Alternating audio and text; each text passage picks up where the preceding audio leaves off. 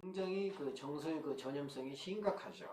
심각한데, 그러면 나는 그런 그 신경증 환자라든가 히스테리 환자가 정서가 굉장히 풍부한 줄 알았어요. 왜? 내가 워낙 정서가 메말랐잖아. 그래가지고 워낙 제가 감정이 무디지 않습니까? 오죽이나 감정이 묻었으면 그 정서에 대한 책을 쓰겠습니까? 아니, 내가 정서를 잘 아는 사람들은 이런 책 안 쓰더라고. 근데 내가 정서에 한이 맺힌 사람이에요, 감정이. 왜냐면 옛날 어떤 사람은 교수님은 왜 그렇게 감정이 무디세요? 가지고 그 분석받다가 도망간 사람이 있거든요. 나는 굉장히 충격적이었습니다. 그때 내가 뭐라고 항변했는지 아십니까? 원래 융학파는 이렇게 분석을 하는 거지 그렇게 감정으로 대하지 않습니다. 나는 그때 자신만만하게 얘기했어요. 내가 부족하고 내가 어떤 정서적인 대화를 할 수 없다는 내 한계를 인정하는 것이 아니라 마치 내가 융의 무슨 대가라도 되는 것처럼 어찌 보면은 그런 내담자와 상담자의 어떤 전이와 역전이를 유발시키는 감정의 매기보다는 객관적으로 상당히 꿈의 분석에 치중하고 저는 그때까지만 해도 그런 확신성이 있었거든요. 물론 감정을 전혀 배제하는 것이 아니라 오히려 그 분석에 상당히 역점을 뒀던 거죠. 근데 그분이 나이가 좀 지긋이 드신 분인데 굉장히 저보다 나이가 많은데도 불구하고 오신 거는 상당히 결심을 하신 거죠. 그렇잖아요. 결심을 하시고, 이제, 나랑 한번 그런 작업을 좀 해봐야 되겠다 하고 오셨는데, 한 열댓 번 하면서 계속 그 교수님은 왜 공감을 안 해주느냐. 공감이 뭔지 아시기나 하냐고. 그래서 저는 상당히 막막했습니다. 그래서 이제 그때부터 이제 굉장히 나를 피곤하게 하더니 이놈의 감정이 계속 저를 힘들게 했죠. 그래서 한 이제 10여 년 계속 하면서 왜 정서적인 교류가 왜 중요한가 이런 것들을 이제 경험하게 된 거죠. 결국은 이제 현대 정신분석 학자들 또 이제 융이나 비욘이라든가 어떤 이런 분들이 현재까지 정신분석 연구의 어떤 현재까지 온 그 시점을 보면은 정서적 관계만이 치료한다라고까지 얘기를 합니다. 즉 관계가 치료한다고 얘기하는 거죠. 의식화가 치료하는 것이 아니라 교육이 치료하는 것이 아니라 결국은 관계가 치료한다는 것이 저는 굉장히 와 닿습니다. 그래서 이제 비혼을 공부를 하게 됐고 그 다음에 이제 내년쯤 나올 제가 이제 이번에 번역을 거의 이제 마무리 단계에 있습니다만 정신분석의 신비라는 책이 나올 겁니다. 그래가지고 융과 비혼의 만남. 그래서 이제 융과 비혼이 뭐로 만나느냐? 관계로 만납니다. 관계로 만나요.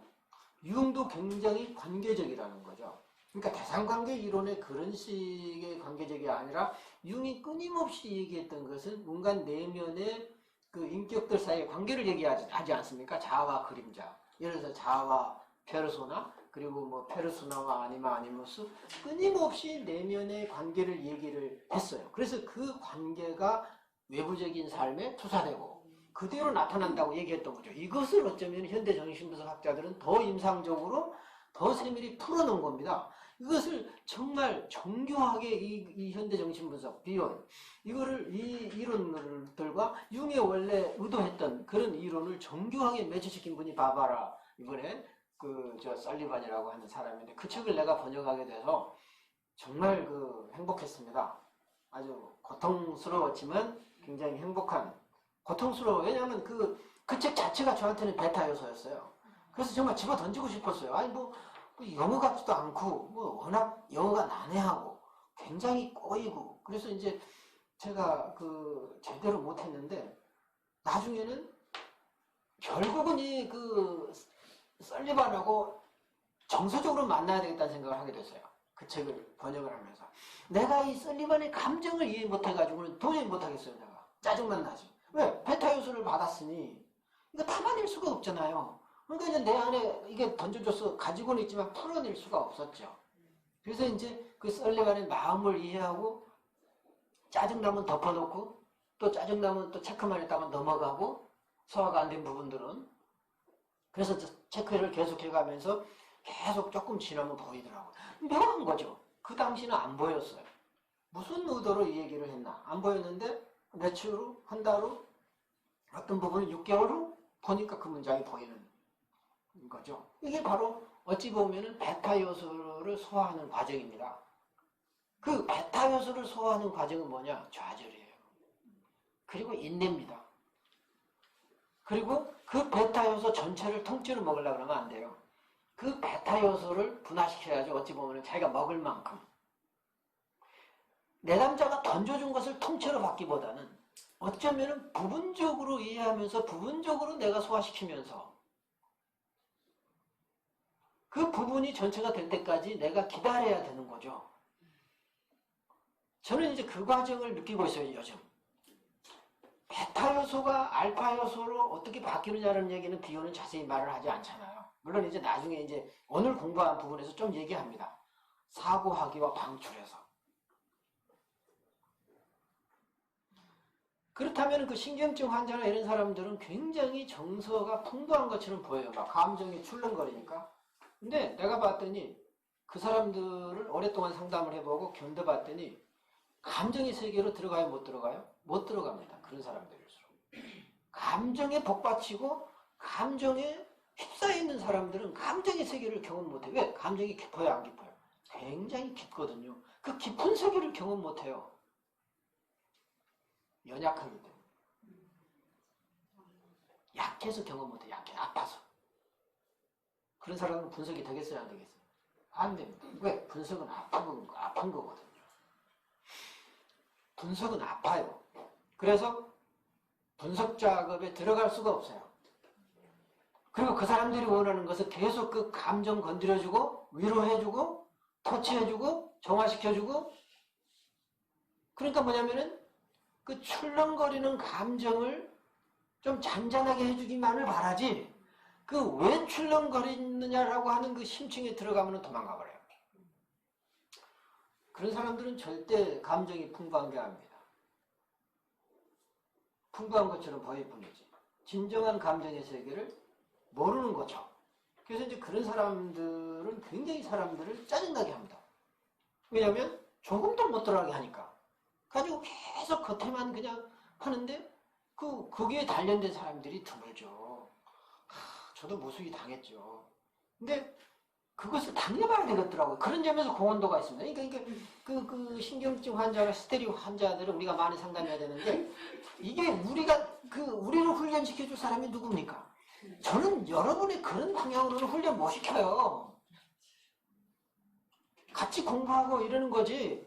내가 어떻게 지금 제가 녹화하니까 약간 수위 조절을 좀 하고 있습니다. 그래서 지금 수위 조절을 안 하면 동영상 편집해야 되거든요. 어떻게 해서 편집 안 하고 써먹으려고 지금 내가 말을 좀 약간 조심히 하는데 그래서 그 전이 역전이가 활발히 일어나죠. 왜냐하면 막 감정을 막 전달하고 받고 막 복잡하게 막 출렁거리고 그러니까 전이 역전이가 굉장히 활발히 일어납니다. 그런데 거의 전이 역전이가 일어나지 않는 환자는 누구죠? 정신분열증 환자죠. 정신증 환자죠. 감정 자체를 철수해버리죠. 감정 자체가 없는 게 아니에요. 근데 없는 것처럼 보이죠. 오히려 더 큰 감정이 있죠. 그 속에 공포가 있습니다. 공포가. 이 세상이 한순간에 무너져버리고 나의 온몸이 갈기갈기 찢어져 버릴지도 모르는 공중분해될지 모른다는 그런 환상이 있어요. 그렇기 때문에 제독한 공포인데 이 공포가 조금이라도 드러나면 견딜 수가 없거든요. 그래서 이 공포라고 하는 감정은 다른 감정한테 따라오잖아요. 복합적으로 오는 거예요. 공포만 딱 오는 게 아니에요. 그러니까 모든 감정을 죽여버려야 공포가 안 나오는 거죠. 여러분 왜 그 정신분열 환자들이 감정 표현을 안 하는가? 어느 한 부분이라도 물꼬가 터지면 안 되는 거죠. 그래서 다 닫아버리는 거예요. 다 그 감정의 세계를 다 닫아버려야 안 나오는 거예요. 아니면 나오면 다 섞여 나오니까. 그런데 자기가 그 감정을 죽이는데 살고 싶겠어요? 안 살고 싶겠어요? 살고 싶은 욕망은 있죠. 정신분열 환자도. 그렇잖아요. 생명에 대한 욕망은 있어요? 없어요? 살아야 되겠다는 욕망이 있어요? 없어요? 있잖아요. 살아야 되겠다는데 살려면 감정이 흘러야 되거든요. 감정이 흐르지 않으면 죽은 목숨이거든요. 살아있다는 증거는 우리가 감정을 가지고 있는 거예요. 그 감정이 없는 사람들 한번 얼굴 보십시오. 마치 그 미이라 본 것 같지 않아요? 저는 그걸 뭐라 그랬어요? 조화라 그랬잖아. 조화. 꽃은 꽃인데 생명이 없는 꽃이죠. 혹시는 그러면 정신분열자가 치료되려면 막힌 감정이 뚫려야 될 거 아닙니까? 그렇죠? 막힌 감정이 뚫려야 되는데 정신분열 환자들이 막힌 감정을 스스로 못 뚫는다는 거죠. 그래서 제가 이제 그런 분들을 상담하면서 느낀 게 지난번 한번 얘기했죠. 어떻게 하면 된다고요? 웃겨라. 정신분열 환자들이 상담을 하면서 웃고 가면 최고의 치료입니다. 왜? 감정이 뚫린 거거든요. 우리는 감정을 자꾸 어둡고 슬프고 답답하고 힘든 것만 감정인 줄 알아. 좋은 감정을 드러내주는 거죠. 그러면 나쁜 감정도 나온다는 거예요. 감정의 물꼬가 트이기 시작하면. 그래서 저는 이제 그게 굉장히 좋았어요. 아, 나한테 오면 일단 웃는 거. 그럼 억지로 웃긴다고 웃습니까, 사람이? 절대 안 웃어요. 그리고 정신분열 환자 웃기기는 하늘의 별 따기예요. 웃어, 안 웃어? 웃어요, 안 웃어요? 절대 안 웃어요. 근데 그 사람이 웃었다. 그러면 여러분은 이제 전문가가 되는 겁니다. 우리가 우리 수준을 어떻게 평가할 거냐. 정신분열 환자가 왔는데 나를 보고 웃고 갔다. 이런 거는 이제 어느 정도 전문성이 이제 여러분한테 생긴 겁니다. 감정이 무디고 감정 전달을 못하는 사람이 웃었다는 얘기는 감정이 나왔다는 얘기 아닙니까? 그리고 뭐 막 웃지는 않더라도 씩 웃어도 웃는 거예요. 그 사람들은 씩 웃거든요. 살짝. 그것만 해도 굉장한 성공인 거죠. 그런데 이제 오늘 공부하려고 하는 소위 말하면은 그 비혼이 이제 오늘 그 이제 9장하고 10장을 여기 이제 보겠는데 첫 번째 거기 보십시오, 여러분. 그리고 여러분은 제 강의할 때 가능한 한 적지 마세요. 적는 게 아주 나쁜 거예요. 경험해야 되지 적는 순간 경험을 못해요. 응? 그리고 들은 즉시 잊어버려야 됩니다. 들은 즉시 잊어버려야 돼요. 기억도 하지 마세요. 그리고 잊어버렸는데 나도 모르게 나오거든요. 그게 진짜인 거예요. 그러니까 잊어버려야 나옵니다. 그러니까 잊어버리지 않으면 안 나와요. 예를 들어서 이전 것을 기억하고 있으면 새로운 것을 못 들어와요. 그러니까 여러분은 가능한 한 공부를 안 하시는 게 제일 좋은데, 자, 베타 요소가 있어요. 내 안에 있는 덕기, 나쁜 감정이 일종의 베타 요소잖아요. 일종의. 그리고 나쁜 컴플렉스도 일종의 베타 요소잖아요. 그래서 이것을 내 안에 가지고 있기가 힘들잖아요. 소화가 안 되니까. 그럼 일단 어떻게 해야 되겠어요? 배출을 해야 됩니다. 그래서 베타 요소는 오직 방출이에요. 내 안에 소화가 안 돼. 내보내야 돼. 그런데 필요해요? 필요 안 해요? 필요한데? 내가 소화를 못 시켜서 내보냈는데 누군가가 보관해줘서 다시 돌려주기를 원하지만 아무도 보관해주지 않죠. 그럼 그걸 내가 소화시키지 못하면 결국 그 베타 요소는 우주로 방출되겠죠. 허공으로 방출돼가지고 그 허공으로 방출된 베타 요소는 내 인격의 일부들이죠. 그 베타 요소 자체도 내 인격들입니다.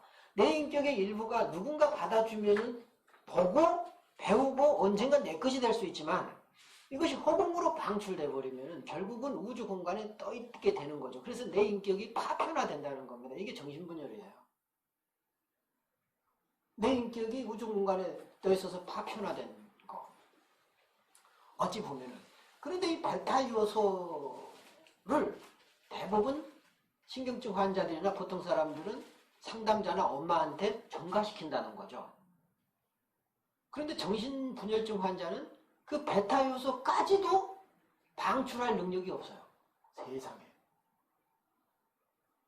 그러니까 베타 요소를 내뿜는다는 거는 그나마 상당히 정서 기능이 있다는 얘기입니다. 싫은 거를 쫓아내는 거를. 그래서 그 정신분열 환자한테 물어보면 기분 좋아요, 나빠요? 그러면은 모른다 그러죠. 몰라요, 모르겠는데. 근데 약간 비슷한 친구가 내 주변에 있어가지고 내가 강의 신나게 하고 어떠냐? 모르겠는데요. 뭘 몰라? 잘했냐 잘못했냐? 잘한 것 같은데요. 뭘 잘했어? 모르겠는데. 내가 이제 계속 그러죠. 야, 이거 좀 잘했다고 얘기해줘.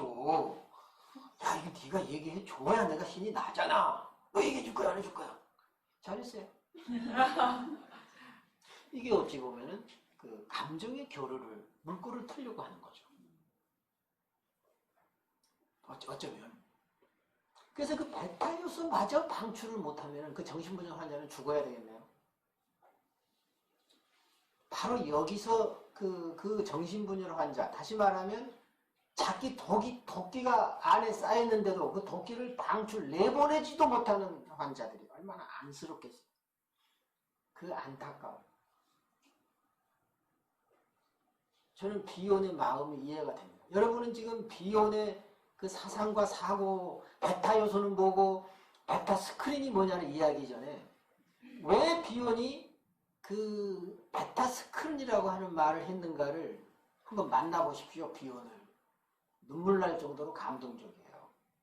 왜? 다른 사람들은 정신분열 환자들이 이렇다 하고서 나랑 상관없는, 어찌 보면 정신분열 환자 치료하면 이렇게 해야 하고 얘기했지만 비혼은 거기에 더 나가서 저 사람을 어떻게 살릴까? 그리고 저 사람 안에 있는 마지막 그 생명의 불꽃이 뭘까? 살아나고자 하는 인간의 본능적 욕구는 있잖아요. 그럼 그 마지막 이 사람을 살려낼 수 있는 근거를 찾아야 되겠다는 거죠. 그래서 나온 게 베타 스크린이에요. 그것을 이제 비오는 베타 스크린이라고 그랬는데 그 베타 스크린을 원래는 뭐라고 그러냐면 베타 요소 스크린이라고 그랬어요. 해보세요. 베타 요소 스크린. 베타 요소 스크린. 두 가지가 있어요. 알파 요소 스크린과 베타 요소 스크린이 있어요. 알파 요소는 소화되지 못한 게 소화 가능한 상태로 옮겨진 거죠. 소화되지 않으면 꿈도 꾸지 못해요. 그래서 정신분열 환자는 꿈을 잘 못 꿉니다. 자기는 꿈이라고 그래요. 근데 스토리가 없어요. 파편화된 환상 조각들만 보여요. 정신분열 환자들은 꿈을 꾸고 상징화 능력이 없습니다. 그 베타 요소가 알파 요소로 될 때 꿈을 꾸거든요. 응? 그래서 정신분열 환자가 꿈을 가져오면 치료된 겁니다.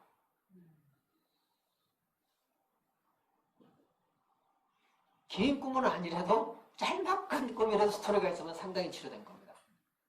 그래서 저는 보통 뭐 칼 하나가 보여요. 빨간 피가 보여요. 뭐 이렇게만 했거든요. 뭐 날카로운 송곳만 탁 보여요. 근데 송곳이 책상 위에 있었어요. 그러면 내가 멋있다. 스토리가 있잖아. 내가 이제 그래 그분한테 스토리가 있잖아. 씨우질. 책상 위에 칼이 있다. 단어가 센텐스가 됐잖아. 그지? 수고했다고 내가 칭찬하죠.